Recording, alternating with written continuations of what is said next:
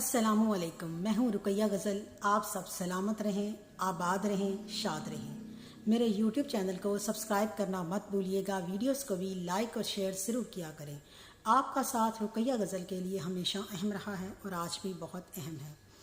आज का व्लॉग इंतहाई संगीन है, जिसको सुनकर आपके होश उड़ जाएंगे और हर जी शऊर ना सिर्फ सोचने पर मजबूर होगा बल्कि उसका सर शर्म से झुक जाएगा। आज हम 3 मुख्तलिफ वाक़यात पर बात करेंगे जो कि वाकई संगीन हैं, और इनकी संगीनी का अंदाज़ा आपको तब होगा जब आप इनको अपने जहन में इनका ज़रा मंजर बना लें और ज़रा सोचें तो आपको पता चले। पहला वाक़या जो है वो DPO हाफसाबाद का है कि उनके ज़रा तसव्वुर करें कि सियासी नशिस्त चल रही है, MPA और उसका बेटा जो है वो मौजूद हैं और वो MPA के बेटे को हाजत मिलती है और उठता है और वो वाशरूम इस्तेमाल करने की नीयत से खोलने की कोशिश करता है, तो DPO साहब उसे कहते हैं कि इसे इस्तेमाल मत करो, ये मेरा पर्सनल वाशरूम है। यकीनन उन्होंने कहा होगा, ये मीडिया रिपोर्ट्स हैं कि तुम किसी और वाशरूम में चले जाओ, बाहर चले जाओ। आम आदमी तो ऐसी जुर्रत करता ही नहीं है, उसको तो वाशरूम को हाथ लगाने की क्या, वो तो कांपता रहता है बेचारा। उसने कहाँ इतने बड़े ऑफिसर के वाशरूम को हाथ लगाने की जुर्रत करनी है। और क्या मैं क्या कहूँ कि सबक वज़ीर आज़म है, उनको तो वाशरूम मिला भी नहीं हुआ। ये बार बार ये बात हमारे सामने आती है। तो वो आगे से कहता है कि कतई लिहाज करो, इसमें मत जाओ। तो वो आगे से कहता है तुम्हारा लिहाज हम करें।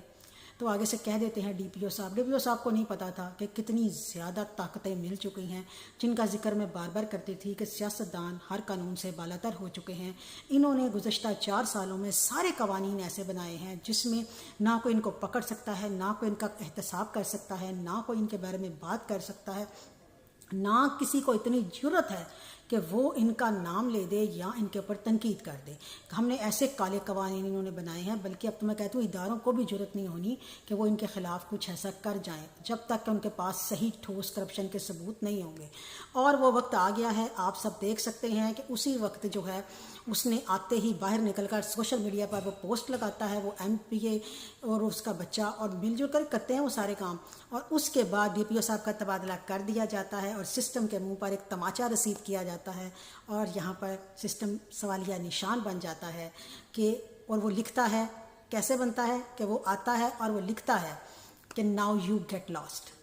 मेरे ख्याल में इतनी जल्दी ये काम नहीं करना चाहिए था। अगर आपने तबादला भी करना था तो ज़रा सोच कर करते। आपने क्या कर दिया, क्योंकि अब वो जो DPO साहब हैं, वो जो इतना बड़ा ऑफिसर है, उसकी इतनी भी जुर्रत नहीं थी कि वो एक सियासतदान के बच्चे को, हालांकि सियासतदानों के बच्चे जितने क्राइम्स में मुब्तला उनके इल्ज़ामात सामने आते हैं उसकी तो कोई हद ही नहीं है। बल्कि मेरा ये सवाल इदारों से भी है कि इतना ज़्यादा आपने इनको जब फ्री हैंड दे दिया है, क्या ये आसमान से